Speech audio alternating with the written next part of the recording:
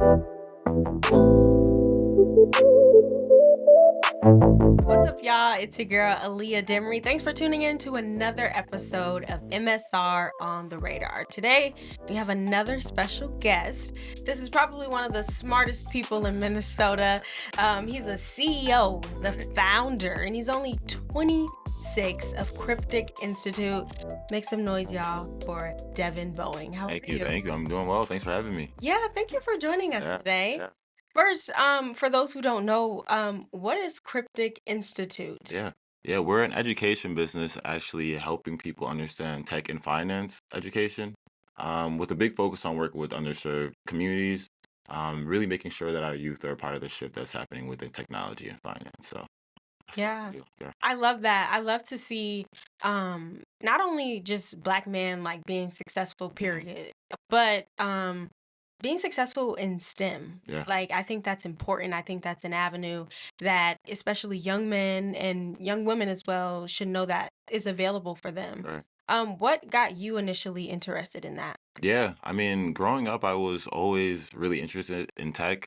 But kind of like what you're touching on is the fact that there's not a lot of representation within the tech space. Growing up, especially being like a tall black guy, it's often pushed to go play basketball or doing something athletic. And while I was athletic, or while I am athletic, I also recognized that I had a lot of passions for technology.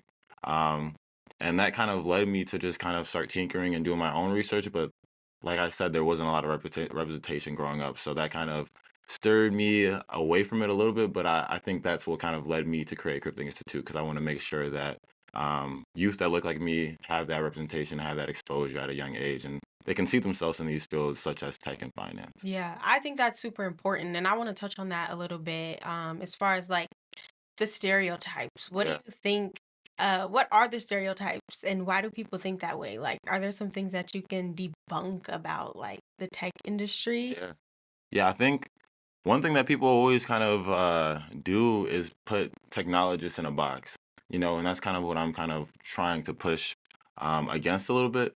There is no ideal look for someone that's in technology. There is no specific field that you have to be in, especially with AI now. There's so many new areas of specialty that you can have within the tech field. So I think there's a lot of limiting beliefs when it comes to who can be in the tech space and who can enter it and who's it for. And I think overall it's for everyone that's interested in, kind of exploring it. So Yeah. I mean, how is it for you? You're having meetings in predominantly white spaces and you're smart, you know what you're talking about, you bring a lot to the table. mhm. How are you adapting to these spaces and like ensuring that, your voice is heard and that you have that representation? Yeah, it's a little bit challenging. Sometimes you have to work a little bit harder to build that credibility in some of these rooms. But I think a lot of the work that I do and the effort that I put forward on my mission kind of speaks for itself a lot of the times. So I haven't had too much pushback. I am young, and I think that's one of the bigger things is building that trust with a lot of the stakeholders and shareholders that we deal with. We want to make sure that we're ultimately aligning with them. And being someone as young as I am, it is a little harder for them to trust since I don't have that long of a career, but over time, it's one of those things. Like I said, my success kind of allows me to prove my worth. I feel like that's a norm for Gen Z though. Mhm. Like we're business owners, we're content creators. Like this is something that was not looked at as a thing Right, like right. 20 even 5 years ago. So to see that like someone like you is paving the way for the next generation, I think that's super super dope. Thank you. But can you kind of talk about the beginning phases of Institute? Yeah. Like how did this even happen? I mean, like you're 26. Mhm. I'm sure you were just in college. Yeah. Like, what did that process look like? How did you manage everything? Yeah. Cryptic Institute actually started or stemmed from my success. In college, I was studying marketing at the U of M. And during the pandemic, I kind of found myself diving into emerging technologies such as AI. This is before the Chat GPT boom, as well as cryptocurrencies, blockchain, investing overall. And that kind of led me to just start creating content on social media. And within the first 3 months, I grew my following to over 30,000 followers. Yeah, so that kind of one initially told me that this is something that a lot of people are interested in, especially younger people, but they don't really have an outlet for it to get the education. But also that I was pretty good at kind of delivering it and breaking down some of these more complex topics into digestible content that everyone's able to understand. And ultimately, I realized from that I wanted to create more of an impact. And that's what led me to realize that Minnesota is, currently 49th in the nation for digital literacy access, impacting a lot of our underserved youth. And wanting to create more impact, I leaned into that to be able to work on our mission that we're currently doing now to close that digital literacy gap. So it stemmed from success on social media as a content creator and to wanted to do more for my community here in Minnesota. Wow. So can you give an example of like making things easier that we can understand? Mhm. Like right now, you're doing a cohort. Like just give me an example of a case or a scenario where maybe there was some type of scenario Mhm. that I guess we That could, was complex. yeah. Yeah, I mean, I think it's part of what makes Crypto Institute so appealing to a lot of people is, we lean into making these complex topics as digestible as possible. From creating short context or short content, such as like 1 minute videos that we share with our cohorts, but also, it's interesting enough, young people have this literacy gap with digital literacy, but it's also older people that struggle with it too. So as of recently in our cohort, we had some older folks come in and they were kind of surprised at how easy it was for them to digest things about blockchain technology, about AI, understanding how this is kind of changing the way we learn, the way we socialize as a society, and ultimately how we work.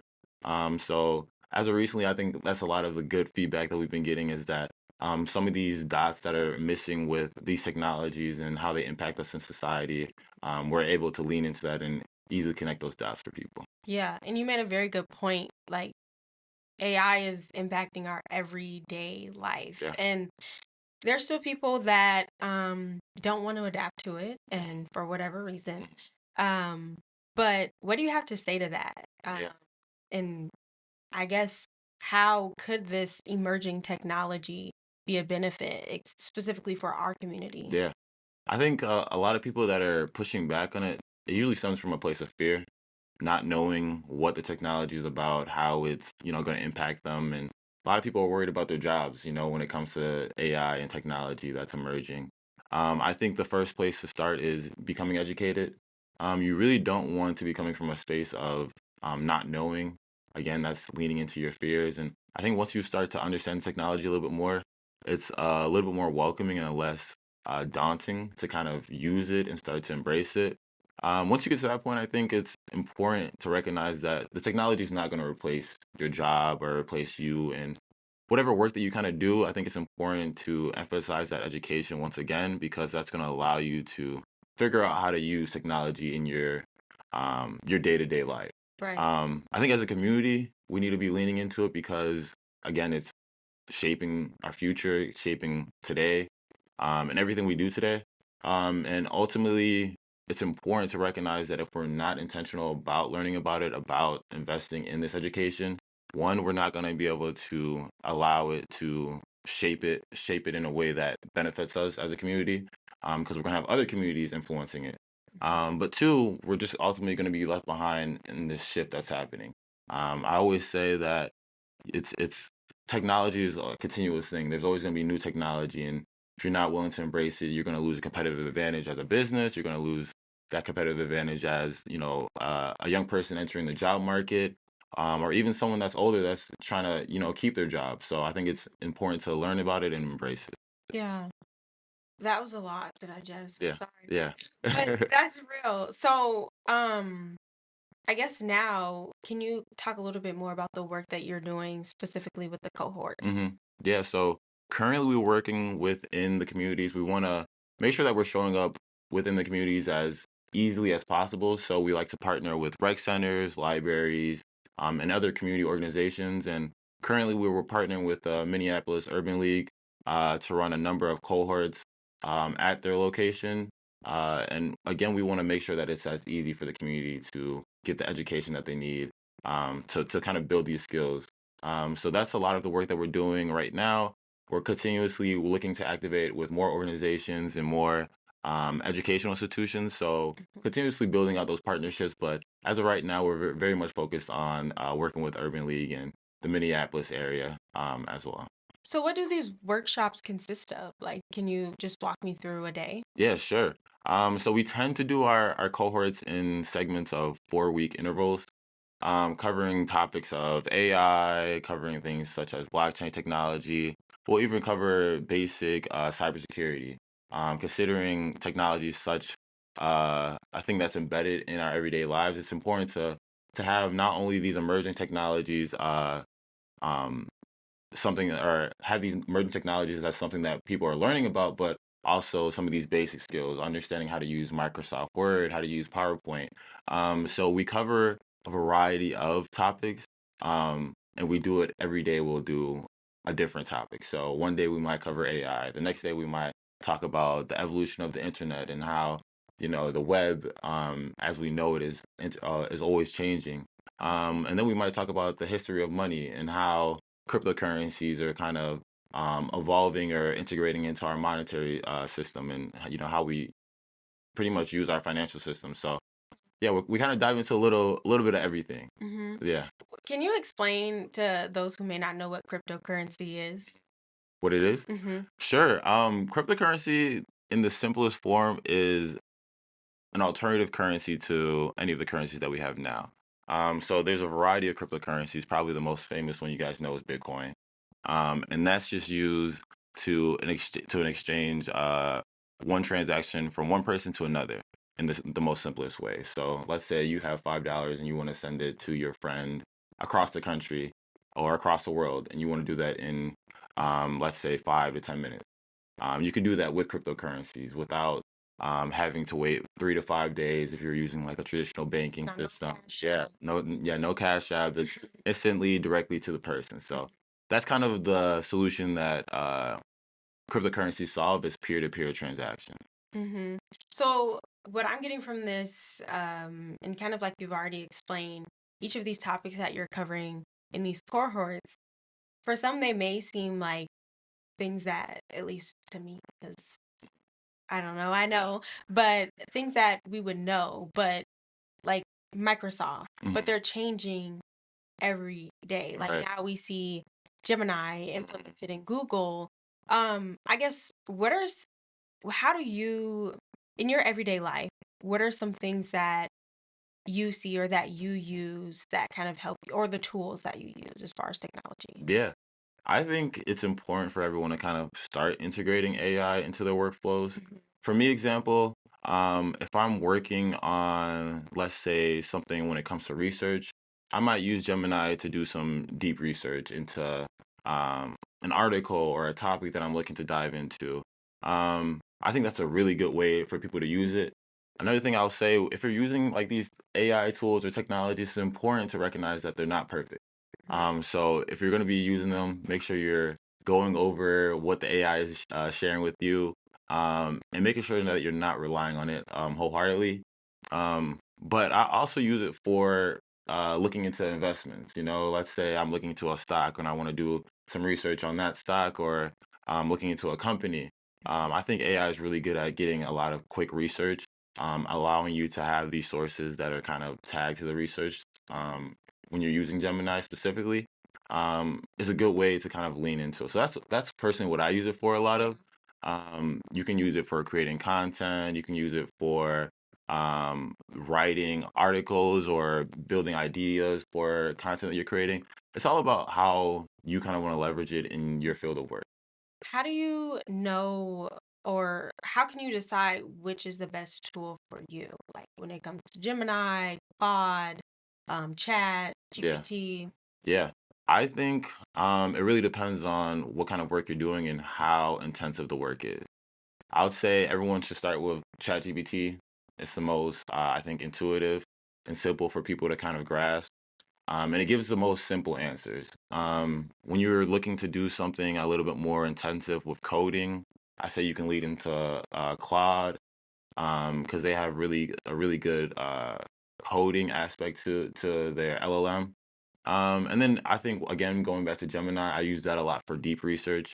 If I'm looking to get extensive knowledge on something, I'll lean into Gemini more because it uses Google's database of all of its search data, so it has a lot of extensive data. So Yeah. again, like I said, it depends on what you're trying to do, but I would say start with ChatGPT, mess around with Claude, and mess around with Gemini, and kind of see what works for your the workflow that you're creating. Yeah. So just I want to bring it back to you.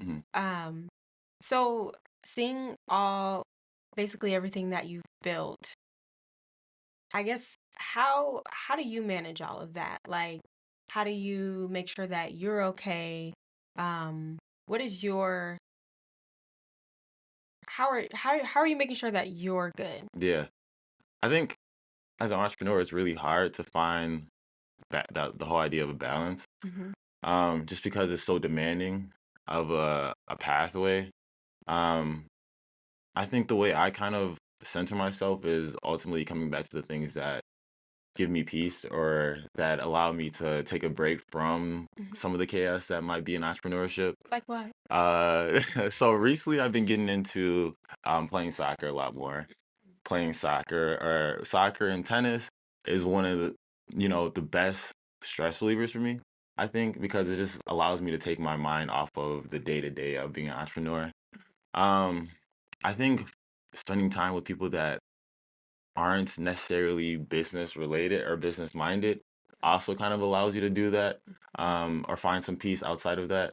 But it's really one of those things where I think you also have to find passion in the work because it can often consume a lot of your day to day where it's like if you're not finding that passion, you're gonna lose, I think, the drive to do the work or to create the impact that you're looking to create. So I think finding fun ways to make your business enjoyable, you Mm-hmm. know.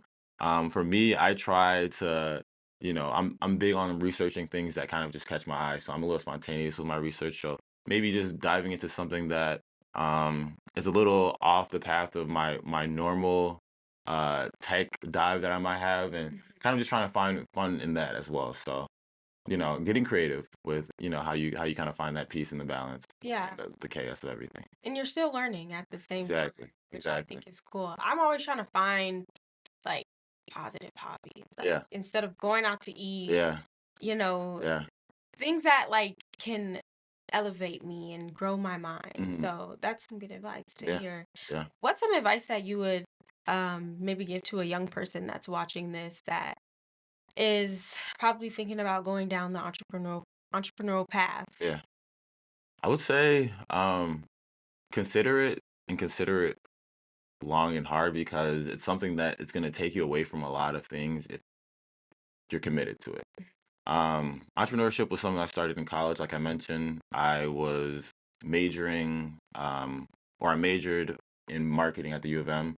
At the time when I decided to do entrepreneurship, I was interning at Procter and Gamble, doing work for them, and it was a big moment for me because I had to ultimately decide if I wanted to pursue something that I was more passionate about over something that was stable and reliable, Mhm. um, in corporate America. And I ultimately made the decision to pursue my business. So I would say, with entrepreneurship, if you're considering it, start young because it's one of those things that takes time to kind of get going and building relationships. Like I said, it's a big thing on trust. And once you're building those relationships, it goes a long way. So if you can start young, that's a good thing. Make sure you're passionate about it because that's going to get you through the times that are harder.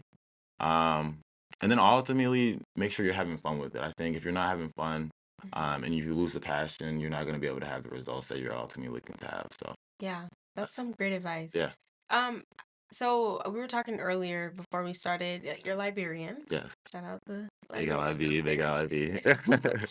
Um, I know traditionally in West African culture, like, um, parents and family members, even like in Black American culture, like they're really big on like doctor, hmm lawyer. Yep. So, I mean, you still went down, a STEM path, hmm but you kind of took a risk becoming an entrepreneur, a Yeah. business owner. Yeah. What was kind of their reaction to that? A lot of questioning because, like I said, I already had a really good internship lined up I was already doing well in school. I didn't really have to do anything other than keep going on the path that I was already doing well at. They believed in you. Exactly. Yeah. And they invested a lot of time in me. And I invested a lot of time in my education as well. So there's a lot of hesitation and a lot of doubt, I would say, Coming from you? from my family, just because it was a big pivot. Mm. And I think for me, I had to really sit in the fact that A, I could either go down the path that fulfilled my family or I could go down the path that fulfilled me. And ultimately, I chose the path of most fulfillment for myself. But I like I said, I had to get over that hump of proving the success of my entrepreneurship journey.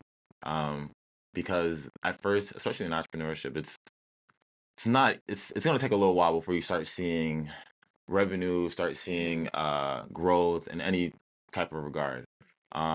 So it's one of those things that took a while for my family to really start respecting the motion that I had with my business. But now they're kind of like, oh, this is dope. You know, you're really doing it.